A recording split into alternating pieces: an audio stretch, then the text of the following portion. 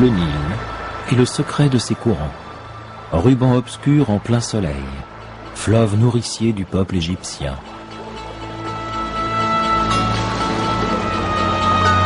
Bien avant qu'un pharaon ne donne naissance à une civilisation en posant sur ses rives brunes les premières pierres de monuments extraordinaires, le Nil coulait déjà paisiblement. Il est à l'époque source de vie pour les peuplades de vagabonds qui ont choisi de s'établir sur ces terres fertiles. On y trouve en abondance poissons, oiseaux, ainsi que le gros gibier que sont les crocodiles et autres hippopotames.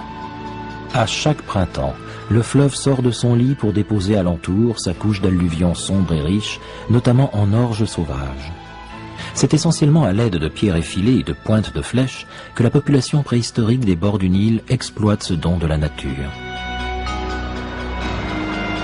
La vie tout entière dépend du fleuve, au point que l'historien grec Hérodote écrira plus tard de l'Égypte qu'elle est le cadeau du Nil et le temple du monde. C'est avec l'inhumation des premiers pharaons qu'Abydos devient nécropole en hommage au dieu Osiris, dit seigneur des morts. La renaissance légendaire de son corps installe la croyance, sous l'Égypte antique, en une vie après la mort. 12 mètres sous la surface du désert reposent ainsi les restes de l'Osirien, temple d'Abydos, où les Égyptiens anciens venaient rendre leur culte au dieu de la résurrection. Les murs y sont gravés des chapitres du livre égyptien des morts, manuel d'instruction à l'usage des défunts pour leur passage vers l'au-delà.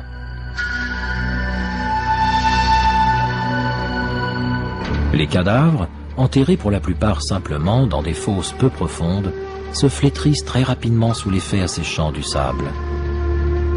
Afin de préserver les restes humains vers l'éternité, les pharaons de la première dynastie décident donc de bâtir sur ce site de solides tombes. C'est pour eux l'assurance d'une pérennité aux côtés de leur Dieu, à travers laquelle ils pourront continuer à régner, ainsi qu'à maintenir l'ordre de l'univers.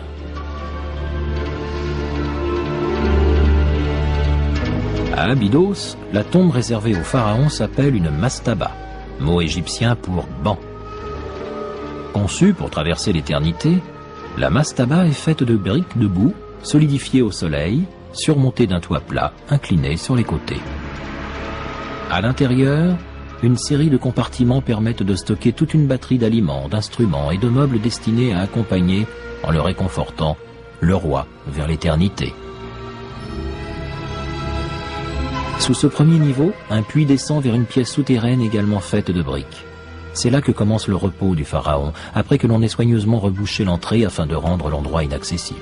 Les pharaons gardaient un œil très attentif sur leurs monuments, en particulier funéraires comme les pyramides et les temples mortuaires. Ils se déplaçaient sans doute très souvent sur les chantiers pour contrôler l'avancement des travaux. Et peu importe en définitive la puissance du pharaon au cours de son règne, sa prospérité éternelle dépendait entièrement de la qualité de sa tombe. À titre personnel, ces chantiers constituaient donc l'un des événements majeurs de leur règne. Et malheur à l'architecte en chef si le projet tournait mal, ce qui arrivait quelquefois.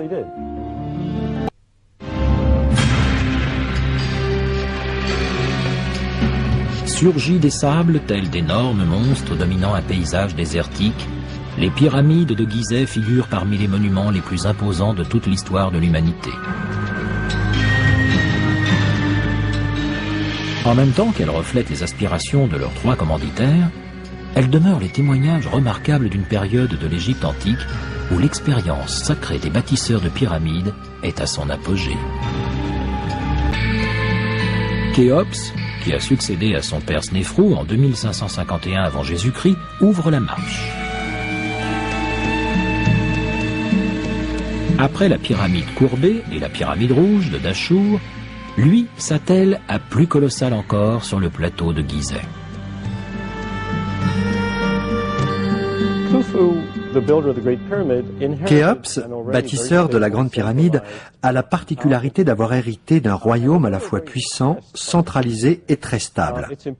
Et bien que cette Grande Pyramide nous impressionne, il ne faut pas oublier que son père avait l'expérience de 2 pyramides, qui d'ailleurs, si on les réunissait, dépasserait de loin la taille de la Grande Pyramide.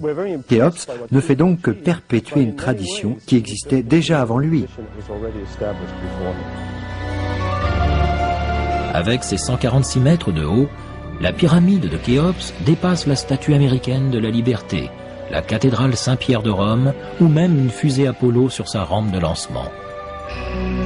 Elle reste en fait la plus grande structure jamais élevée jusqu'à ce que la tour Eiffel ne lui dame le pion à partir de 1889. Le but étant simplement qu'on puisse la voir de partout. On édifie cette grande pyramide à partir de blocs de pierre pesant chacun en moyenne 2 tonnes 2. Plus de 2 300 000 de ces blocs viennent ainsi s'imbriquer dans un ordre si parfait qu'il est difficile de ne pas penser un seul instant à un projet d'ordre divin.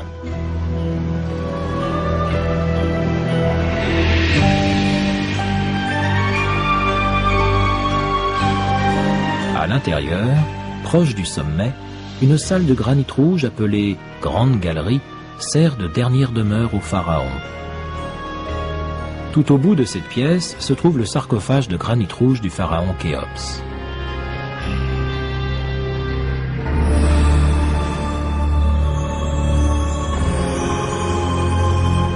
Le terme de sarcophage nous vient des mots grecs sark, la chair, et phage, manger.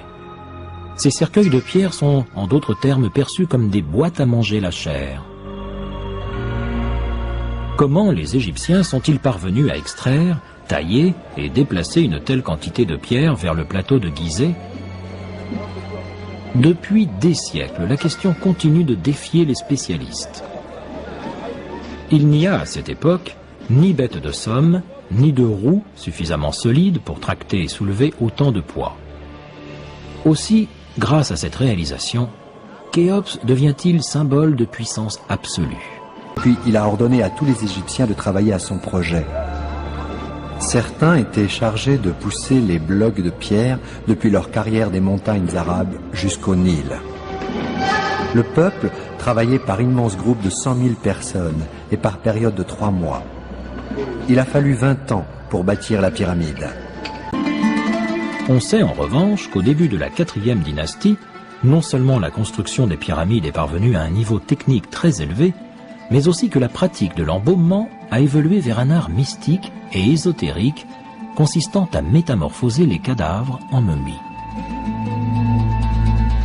Initiée à peu de choses près sous le règne de Snéfrou, la technique de la momification devient une étape essentielle dans la religion égyptienne. Il s'agit en effet de faire passer le pharaon défunt de son état de souverain terrestre à celui de roi céleste. On pense alors qu'en parvenant à conserver le corps du pharaon, on garde son esprit intact pour l'éternité. Un minutieux rituel d'embaumement vise à préserver le cadavre de sa décomposition ainsi qu'à lui rendre ses facultés afin qu'il puisse profiter de l'aménagement de sa tombe. Cette momification nous offre la possibilité, quelques 4000 ans plus tard, de découvrir les visages de ces pharaons et d'autres de leurs contemporains. Elle reste avant tout l'occasion de mesurer le caractère terrestre d'humain proclamé mi-roi, mi-dieu. Tout près de la pyramide de Khéops ont été découverts des puits remplis de mystérieux morceaux de bois de cèdre du Liban. En parvenant à rassembler les fragments, les archéologues découvrent un bateau de 43 mètres de long ayant probablement appartenu aux successeurs de Khéops en 2528 avant Jésus-Christ.